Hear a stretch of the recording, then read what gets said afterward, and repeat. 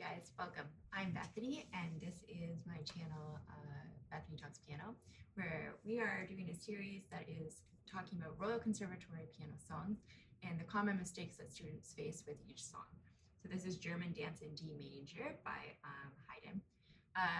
One of the first big mistakes that most students struggle with is that we have this nice synchronized part, imperial motion, but this jump down to finger 5 on the A, and your left hand also having to move from finger 2 all the way down to your 3rd here, right, is a big jump for a lot of students. So ways that we can effectively practice that.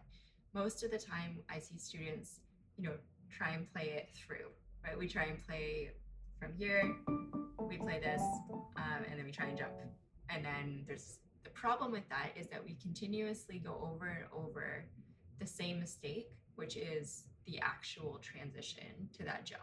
So what you're gonna do is actually isolate maybe max 2 notes before that to that jump and start very, very slow. So we have the D and A, and then we're jumping our hands. So we're doing D, A, jump. And you can actually look at your hand and see if we've gotten into the right position.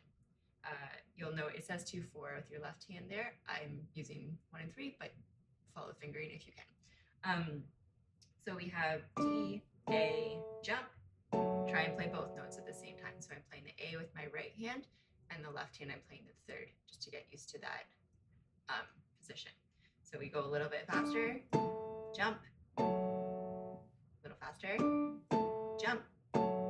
Good. And then now you're gonna play it as written. So good. If you can still get that, most of the time you'll have to go a lot slower than that, and it might still be a bit of a problem. What you need to make sure you're doing is moderating the speed at which you're increasing. So most students, myself included when I was a student, would just do what I just did, which we don't have metronome going. We're kind of just guessing, okay, I did it this speed, so I'll go this, right? And then we're not giving ourselves exact points to measure with. So that is where the metronome comes in very handy. I would start very slow, maybe start at 60 or so. And then you would get used to this jump, play it in time, then speed up to 70 or 75 and start doing BPMs of 5 to 10 intervals at which you're increasing your speed, so that you actually have a measurable way of seeing, oh, okay, now I've actually gotten up to the exact tempo. And then when you're putting it together, you're not hesitating anymore. Fixed. Hesitation, gone. We have the first jump nailed. The second thing I would say students struggle with is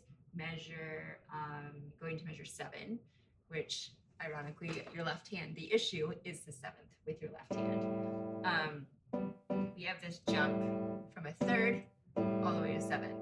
So students, practice that like I just did, right? Literally take out the rest, don't play the full measure, just get used to the interval change and shift between your hand positions.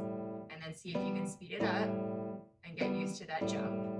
Once that's comfortable, now you can put it together. So put your hands in the position again and play probably the pickup into measure 6, which is right hand also has to jump.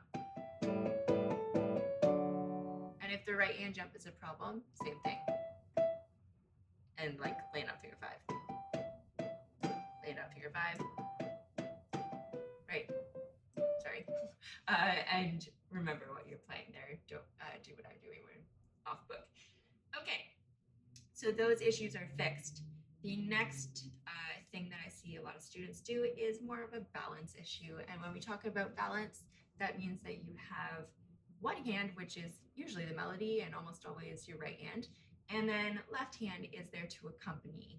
So when we get to the B section, which is at measure 17, a lot of students, this is hard, right? When you're first playing.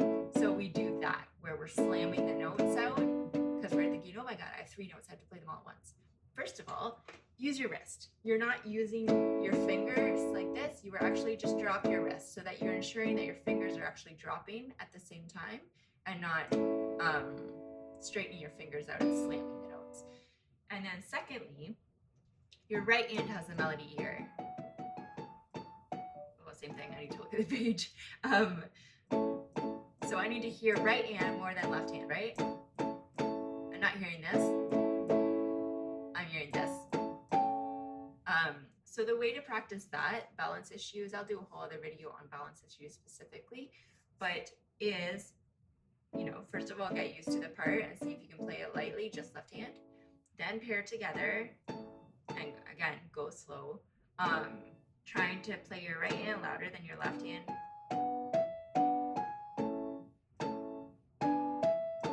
Right? And we're not looking at the mezzo forte. We're trying your right hand as loud as you can, and your left hand not as soft as you can, but as controlled as you can at a softer volume. And then you can bridge them back together into a spot where they're both sitting at the dynamic marking. Okay, so that's the main notes for this guy. Other than your dynamics, as you can tell, there's a big dynamic range when I'm playing. I'm not just playing straight through at the same dynamic the whole time. We have forte, then we have mezzo forte, piano, crescendo, forte, like everything within a few lines. So make sure that you're having actual differences in those levels, and your song will speak way better, way more effectively to your listeners than if you don't have dynamics at all. And then make sure that the only time that we actually crescendoing the last line is for a big finish, right? So making sure that there is a crescendo there, because the other lines you really just are kind of fading out. The first one's mezzo piano, the second one's piano, last one we get all the way up to a forte. So there needs to be a big difference there.